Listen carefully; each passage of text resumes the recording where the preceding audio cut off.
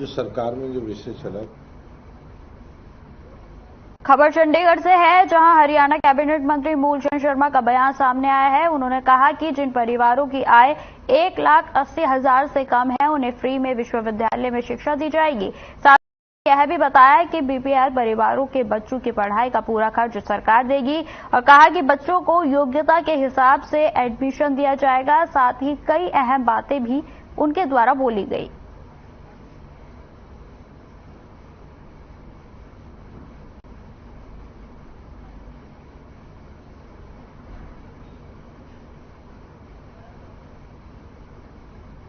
कि जिस तरह से 1,80,000 जो परिवार बीपीएल के हैं, चाहे कॉलेज में हैं, चाहे स्कूल में हैं, चाहे पॉलिटेक्निक में हैं, जो बच्चे 1,80,000 से सरकार की मंशा ये है कि इस तरह के बच्चों को सरकार उनको फ्री करे, जो पैसा हो सरकार अपने खर्चे पर उनकी मदद करे। इस तरह का सरकार का मंशा है, विचार है, जो मुख्यमंत्री ने कल बयान भी दिया है कि इस तरह के लंबे समय से इस तरह के विचार है कि भाई इस शिक्षा को बढ़ावा देने के लिए जो सब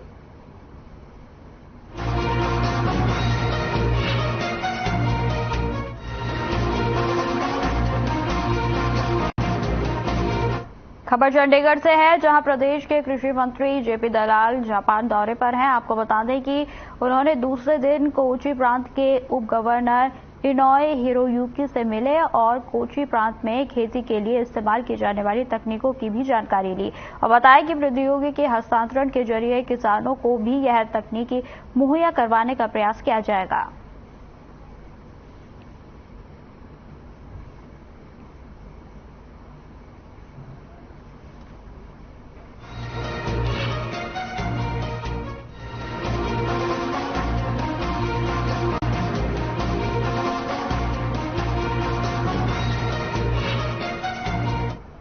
खबर फरीदाबाद से है, जहां फरीदाबाद पहुंचे जेजेपी पार्टी के अध्यक्ष अजय सिंह चौटाला और वहां पहुंचने पर लोगों ने उनका भव्य स्वागत किया। वहीं आपको बता दें कि पगड़ी पहनाकर उनका जोरदार स्वागत किया गया। वहीं अजय सिंह चौटाला कई कार्यक्रमों में भी उनके द्वारा शिरकत की गई और 30 तारीख को फरीदाबाद में होने वाली लोकसभा की रैली के नियंत्रण देने के लिए अजय सिंह चौटाला कार्यक्रम में बात करेंगे।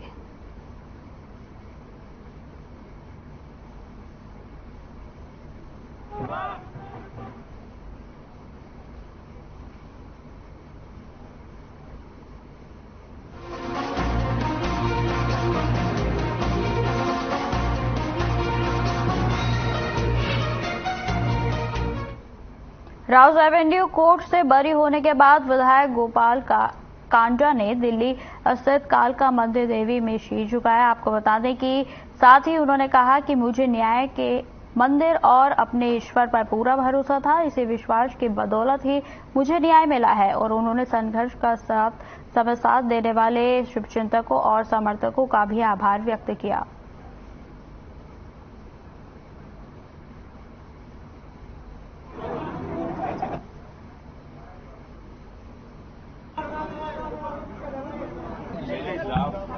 कोई एविडेंस, कोई कुछ नहीं था। ये सिर्फ बनाया गया था और ये किस सोच से क्यों बनाया गया था, ये कोर्ट ने आज ये सब कुछ आपके सामने, आप कोर्ट ऑर्डर पढ़ेंगे आपके सामने।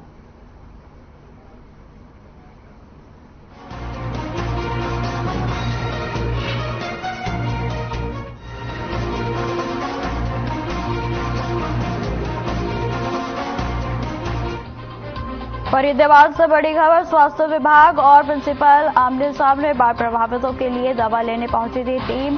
प्रिंसिपल ने नहीं खोला स्कूल का गेट। वहीं आपको बता दें कि स्वास्थ्य विभाग के अधिकारियों ने शिकायत की है। शिकायत के बाद खुला सरकारी स्कूल का दरवाजा। गांव के लोग प्रिंसिपल से चल रहे नाराज, भेदभाव करती है स्कूल की प्रिंसिपल, ये ग्रामीणों के द्वारा बताया गया है। वहीं आपको बता दें कि शिकायत के बाद भी नहीं होती कार्रवाई। सरपंच भी प्रिंसिपल के व्यवहार से बेहद ही परेशान है।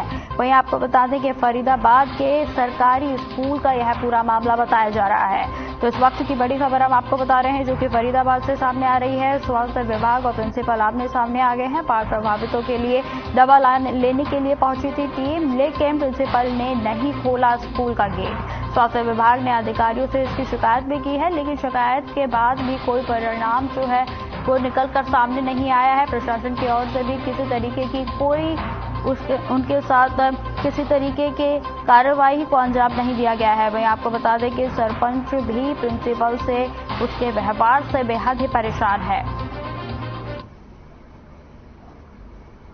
तो ये तस्वीरें दिखा रहे हैं हम आपको कि एक तरफ प्रिंसिपल है और दूसरी तरफ लोग हैं जो कि स्वास्थ्य विभाग के द्वारा जो है वो वहां पर दवाई लेने के लिए पहुंचे थे, लेकिन उनके द्वारा जो है गेट नहीं खोला गया, जिस पर लोगों में बेहद ही रोष है और जिसके बाद उनकी पुलिस में शिकायत भी की गई, लेकिन प्रिंसिपल पर अभी भी किसी भी तरीके का कोई भी एक्शन पुलिस के द्वारा नहीं लिया गया है।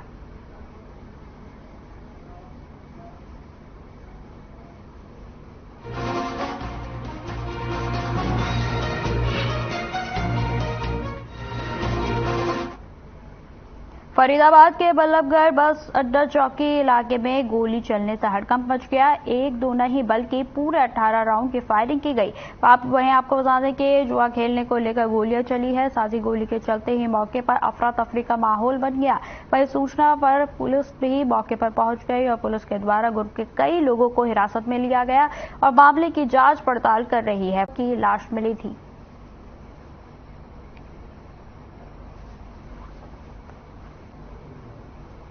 सोनीपत से किडनैप करके लड़के गया और अपने बाहरी एरिया में उसको तलवार और डंडों से उसकी मौत कर दी थी। उसमें बाकी दोषियां पहले गिरफ्तार हो चुके थे। तो एक दोषी अभिनव था जिसके 5000 का इनाम था, जो हमारी एएमसी स्टाफ ने राजेश कुमार की टीम और राजेश कुमार और साइबर की इमदाद लेके में और उसको परसों हमने दिल्ली से गिरफ्तार किया गया और उसका 2 दिन का रिमांड ले गए और उससे अभी कल उसका रिमांड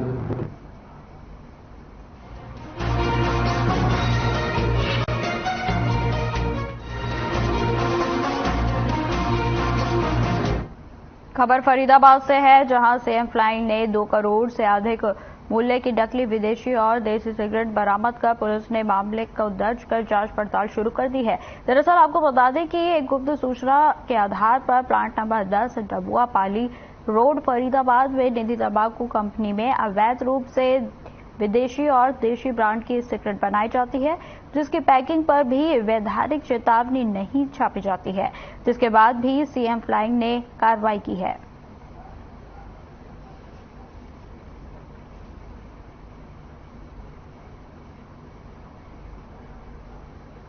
तो आपको बता दें कि लगातार जो नशे के तस्कर हैं और अवैध के लोग हैं, अवैध कार्य के द्वारा जो है इस तरीके की घटनाओं को अंजाम दिया जाता है। और इसी बीच फरीदाबाद में भी जहां फ्लाइंग ने 2 करोड़ से रुपए अधिक के मूल्य की नकली विदेशी और देसी सिगरेट बरामद की है। वही आपको बता दें कि पुलिस के द्वारा मामला दर्ज कर दिया गया है और बारीकी से जांच की जा रही है। हालांकि इस बात की भी आशंका पुलिस के द्वारा लगाई जा रही है कि यह काम बेहद पुराने समय से हो रहा है और जिसकी जांच पड़ताल में अब यह साफ होगा कि आखिर कितने समय से इस तरीके के अवैध कार्य का चलन किया जा रहा है। वहीं आपको बता दें कि प्लांट नंबर 10 डबुआ पाली रोड फरीदाबाद में निधि तंबाकू कंपनी है, जिसमें इस तरीके के अवैध रूप से विदेशी और देशी ब्रांड की सिगरेट बनाई जाती है और जिस पर चेतावनी का भी स्टैंप नहीं लगाया जाता है। तो ये सरासर कानूनों का भी उल्लंघन है, जिसको देखते हुए पुलिस प्रशासन के द्वारा सख्ती से इस मामले को दर्ज कर आगे की कार्रवाई शुरू कर दी गई है।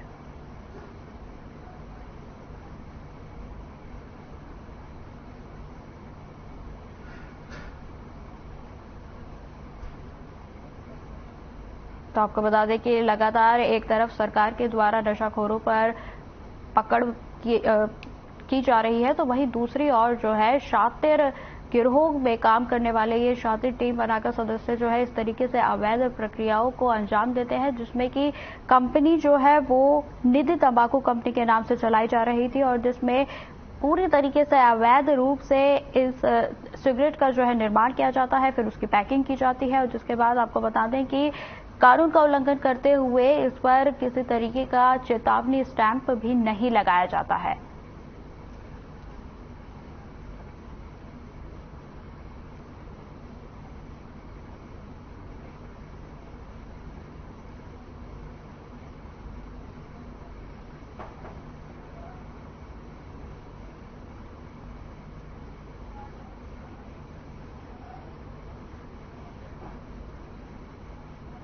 तो यह खबर फरीदाबाद से है, जहां से फ्लाइट ने 2 करोड़ रुपए से अधिक मूल्य की नकली, विदेशी और देशी सिगरेट बरामद की है। आपको बता दें कि पुलिस ने मामला दर्ज कर जांच पड़ताल भी शुरू कर दी है। आपको बता दें कि यह एक गुप्त सूचना प्राप्त की गई थी और जिसके बाद प्लाट नंबर 10 डबुआपाली रोड फरीदाबाद में निधि तंबाकू कंपनी में अवैध रूप से विदेशी और देशी ब्रांड की सिगरेट बनाई जाती है।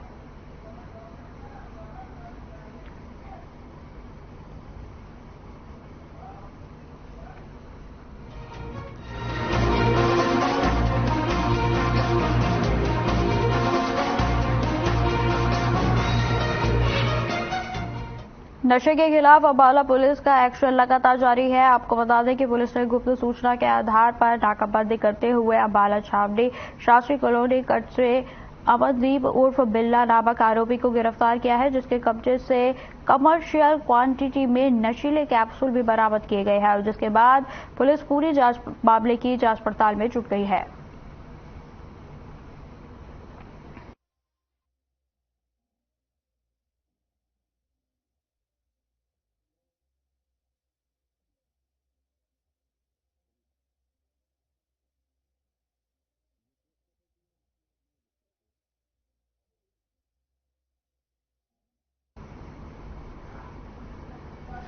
तो आपको बता दें, एक तरफ अम्बाला पुलिस के द्वारा लगातार नशे पर रोक लगाई जा रही है, तो वहीं शातिर गिरोह और शातिर ये जो चोर है, नशा तस्कर है, वो भी नई नई तकनीकें बनाकर जो है पुलिस को चकमा देने में कभी कभी कामयाब भी हो जाते हैं। लेकिन वही आपको बता दें कि पुलिस ने गुप्त सूचना के आधार पर नाकाबंदी करते हुए अम्बाला छावनी शास्त्री कॉलोनी कट से अमरदीप उर्फ बिल्ला नाम के आरोपी को गिरफ्तार करने में सफलता हासिल की है, जिसके कब्जे से कमर्शियल क्वांटिटी में नशीले कैप्सूल भी बरामद किए गए हैं। तो लगातार पुलिस प्रशासन जो है अलर्ट है और नशा तस्करों पर नकेल कस रहा है। जिसके बाद आपको बता दें कि इन तस्करों के बीच जो नशे के कारोबार करते हैं, इनके बीच भी जो है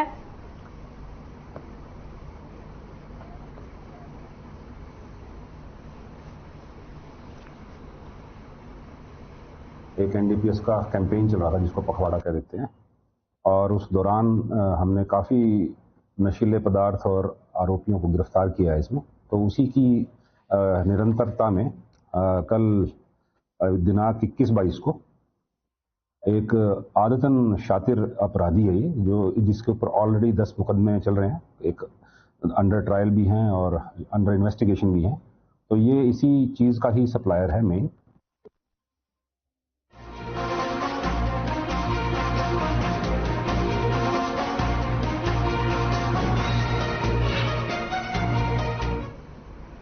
हरियाणा में क्लर्कों की हड़ताल का आज तीसरा दिन है और आज से क्लर्क महिलाएं भी भूख हड़ताल पर बैठ गई हैं। महिलाओं का कहना है कि हम भी अपना योगदान इस हड़ताल में दे रहे हैं, क्योंकि हमारे बेसिक वेतनमान 19,900 के से घर का गुजारा चलना मुश्किल हो गया है। इसलिए हम लगातार 20 दिन से हड़ताल पर हैं और पिछले 3 दिनों से हम भूख हड़ताल पर हैं और हमारी मांग ही हमारा बेसिक वेतन है। आपको बता दें कि हमारी मांग है कि हमारा बेसिक वेतन 35,400 रुपये किया जाए। सरकार से कई दौर की वार्ता हुई, लेकिन सरकार के जो प्रतिनिधि हैं वो ना तो हमारी मांग जायज है और ना ही इस पर कोई अमली जामा पहना रहे हैं। आपको बता दें कि इसलिए जब तक सरकार हमारी मांगों को पूरा नहीं करती है, हमारी हड़ताल लगातार जारी रहेगी और आने वाले समय में और भी उग्र आंदोलन किया जाएगा।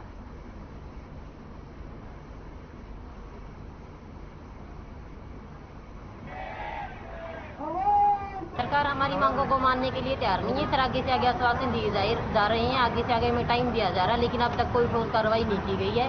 जब तक सरकार हमारी मांग नहीं मानेगी, हम ऐसे ही लगातार भूख हड़ताल करते रहेंगे।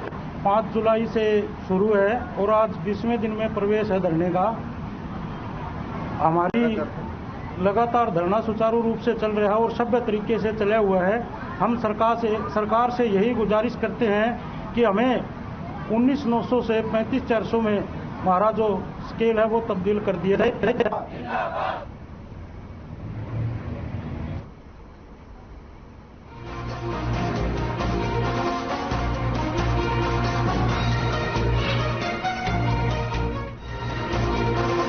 अपराधियों के रडार पर अब झज्जर जिले के गांव ढाकला के सरपंच सोनू का नाम भी अंकित हो गया है। सरपंच सोनू से अपराधियों ने बकायदा फोन पर 20 लाख रुपए की फिरौती मांगी है। फिरौती की रकम न दिए जाने पर गंभीर परिणाम भुगतने की भी धमकी दी गई है।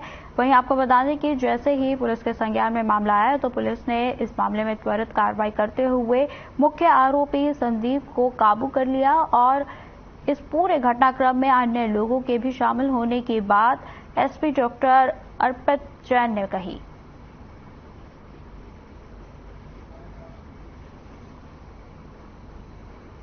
ये जो ढाकला सरपंच से फिरौती मांगी गई थी 20 लाख के आसपास की और अक्षय पालड़ा का उसमें नाम लिया गया था, तो उस पर कार्रवाई करते हुए हमने जो मुख्य अभियुक्त है संदीप करके उसको अरेस्ट किया है और अभी और भी इसमें लिंक आए हैं सामने कि और भी लोग इसमें इन्वॉल्व थे, तो उनको भी शीघ्र अरेस्ट किया जाएगा। और संदीप का पुराना भी क्रिमिनल रिकॉर्ड है, 3 इस पर मुकदमे दर्ज हैं अन्य जिलों में, झज्जर में कोई मुकदमा दर्ज नहीं।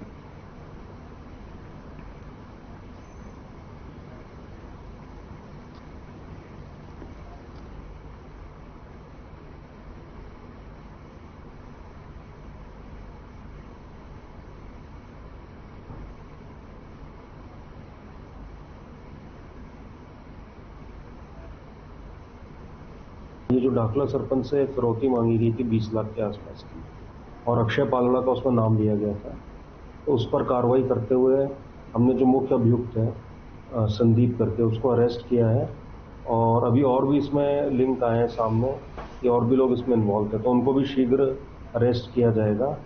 और संदीप का पुराना भी क्रिमिनल रिकॉर्ड है, 3 इस पर मुकदमे दर्ज हैं अन्य जिलों में, झज्जर में कोई मुकदमा दर्ज नहीं।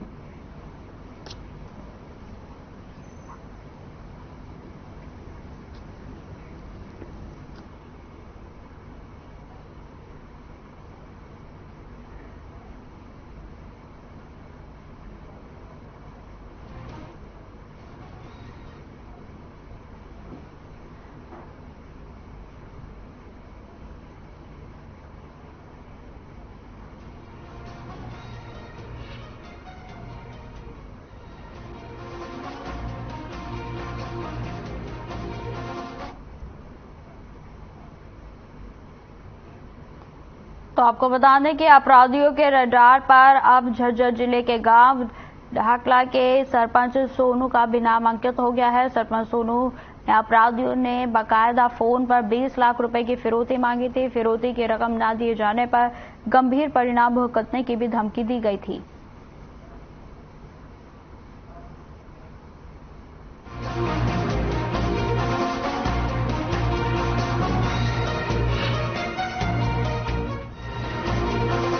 चरखी दादरी जिले के झोरू ब्लॉक के अंतर्गत आने वाले गांव कलाली समेत दर्जनों गांवों में बारिश की वजह से फसलों में जल भराव हो गया है, जिसकी वजह से किसानों को फसलों का भारी नुकसान हुआ है, जिसको लेकर किसानों ने प्रशासन से उचित मुआवजा देने की मांग की है। वहीं आपको बता दें कि झोरू ब्लॉक सरपंच एसोसिएशन प्रधान रामवीर कलाली ने बताया कि पिछले 1 महीने से लगातार हो रही बारिश से खेतों में जल भराव हो गया है, जिससे कपास और ग्वार की फसलों का भारी नुकसान हुआ है। वहीं आपको बता दें कि रामवीर कलाली ने यह भी बताया कि फसलों में जल भराव होने की वजह से किसानों को आर्थिक नुकसान हुआ है, इसलिए किसानों ने प्रशासन को स्पेशल गिरदावरी करवाकर किसानों को उचित मुआवजा देने की मांग की है, जिससे किसानों को हुए नुकसान की भरपाई हो सके।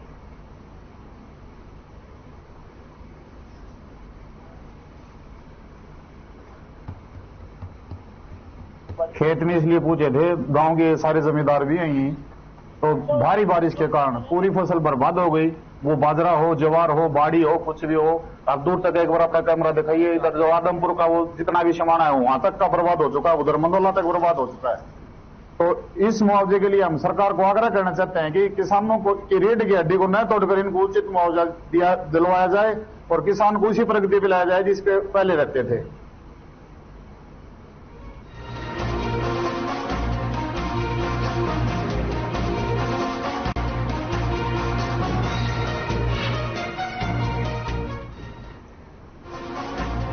जुलाना क्षेत्र के पोली गांव में शराब के ठेके पर बदमाशों ने शुक्रवार रात को लूटपाट की थी। वहीं आपको बता दें कि जिसमें शराब ठेकेदार के सेल्समैन से 13,800 रुपए की लूट बदमाशों ने की थी, जिस पर जुलाना पुलिस ने मामला दर्ज किया गया था और कार्रवाई करते हुए पुलिस ने मात्र 24 घंटे के अंदर लूटपाट करने वाले दोनों आरोपियों को काबू में करने में सफलता हासिल की है। वहीं आपको बता दें कि पुलिस ने आरोपी से 12,000 रुपए बरामद कर लिए हैं।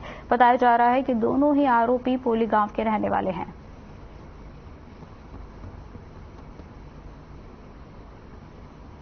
एक अभियोग दर्ज हुआ था पोली ठेका से मारपीट करके और पैसे लूटने के संबंध में, जिसमें पुलिस को जो इसमें शामिल थे 2 आरोपियों को काबू करने में सफलता प्राप्त हुई, जिसमें ये पोली के रहने वाले हैं। एक का नाम राहुल है और दूसरा प्रमोद है। जो वारदात में मोटरसाइकिल यूज की थी उसको बरामद किया गया है और जो पैसे 13,800 रुपये थे और उसमें से 12,000 रुपये जो वहाँ से छीन के लेके गए थे उनको बरामद किया है और आगे कार्रवाई इसमें की जा रही है। सर इनका बैकग्राउंड क्या है? पहले भी कुछ ऐसा कर राहुल पे पहले भी इसके अलावा 6-7 मुकदमे दर्ज हैं और प्रमोद जो है उस पर इसके अलावा कोई और अभियोग अंकित नहीं है।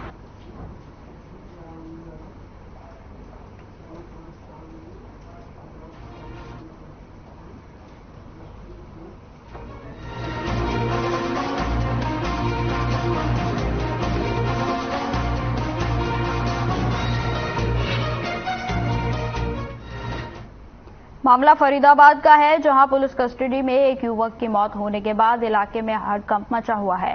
मृतक के परिजनों ने पुलिस पर युवक को पीट कर हत्या करने के गंभीर आरोप लगाए हैं, जबकि पुलिस के मुताबिक जिस दिन युवक को गिरफ्तार किया गया था तब से युवक की तबीयत बेहद ही खराब थी और उसे लगातार अस्पताल में चेक कराया जा रहा था।